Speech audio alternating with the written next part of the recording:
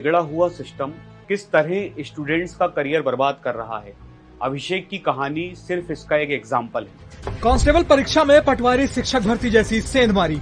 पटवारी third topper नहीं बता पाई MP में कितने जिले। मध्य प्रदेश में वरिष्ठ ग्रामीण कृषि विस्तार अधिकारी नर्सिंग सहित 3 परीक्षाएं निरस्त। एमपी में शिक्षक पात्रता परीक्षा में घर बैठे हल हो गए पर्चे। पटवारी का ये ऑफर आया था, मतलब कि 15 लाख में हो जाएगा। रिसेंटली जो एग्जाम हुए 3-4 एग्जाम, उनमें तो मतलब सिस्टम में फ्रॉड क्लियर देखने को मिल रहा है। एमपी में 39 लाख रजिस्टर्ड बेरोजगार हैं।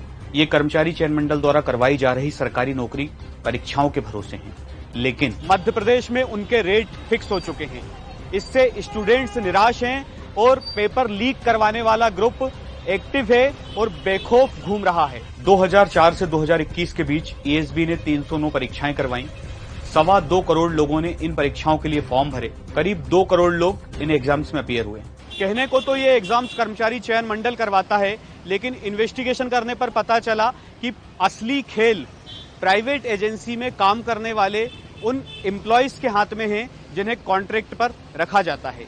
स्टूडेंट्स के हिस्से आए व्यापम, पटवारी, नर्सिंग, कांस्टेबल भर्ती जैसे घोटाले।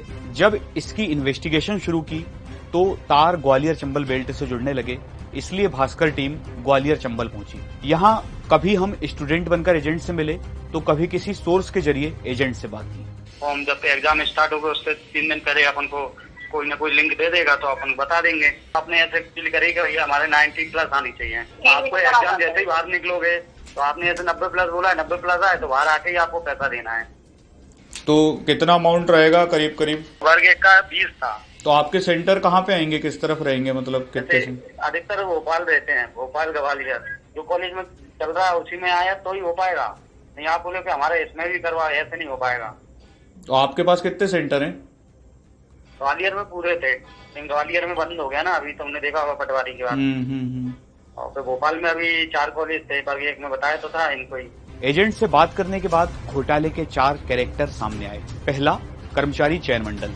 ये उन एजेंसियों से एग्जाम करवाता है जो ब्लैकलिस्ट या इनएलिजिबल है। दूसरा, प्राइवेट एजेंसी। ये ऐसे लोगों को भर्ती करती हैं जो पैसों के लालच में धांधली करते हैं। तीसरा, एजेंट, जो कैंडिडेट्स को ढूंढकर उनसे डील करते हैं। चौथा, प्राइवेट कॉलेज। पेपर लीक का गेम एग्जाम सेंटर से ही होता है, एजेंट्स की कॉलेज संचालकों से डील होती है। इस प्रोसेस में पहले एजेंट से डील होती है, ओरिजिनल कैंडिडेट ही एग्जाम देने जाता है। ऑनलाइन एग्जाम के वक्त उसे सिर्फ बैठना है। कैंडिडेट्स को ऐसा सिस्टम असाइन किया जाता है जिसका रिमोट एक्सेस पहले ही ले लिया जाता है। इनकी लोकेशन भी ऐसी जगह होती है जहां कैमरे की नजर नहीं पड़ पाती। रिमोट एक्सेस से कहीं और बैठा सॉल्वर सही जवाब टिक कर देगा। अगर कैंडिडेट को वादे के मुताबिक मार्क्स मिलते हैं तो सेंटर से बाहर आते ही कैश पेमेंट करना होता है।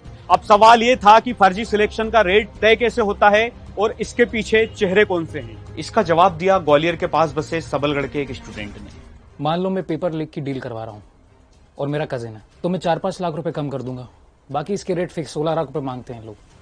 ये पूजा शर्मा है ना, उसका एक भाई है शिवम शर्मा और हरिओम शर्मा। इन लोगों ने मुझे ये बात बताई थी कि अगर तुम लोग हमें 3 से 4 ऐसे लड़के ले आओगे जो सेटिंग करना चाहते हैं तो मैं 4-5 लाख रुपए कम कर दूंगा, और हर लड़के से 16 लाख रुपए ले रहे हैं तो 3-4 लाख रुपए कमीशन तुम्हें भी दे देंगे। लास्ट में उन्होंने ये बोलकर मना कर दिया कि तुम्हारे सेंटर पर सेटिंग नहीं है, काम नहीं हो रहा है। हो सकता है उनको इस बात पर शक हो गया हो। इसकी जो सरगना है वो ये दोनों भाई हैं, हरिओम और शिवम। ये सब काम करवाने की नींव चनोटा के राजेंद्र रावत और बेरई के मुनीस रावत ने डाली है। स्टूडेंट ने जिन लोगों के नाम लिए, हमने सबसे बात करने की कोशिश की, लेकिन सबके फोन लगातार बंद थे।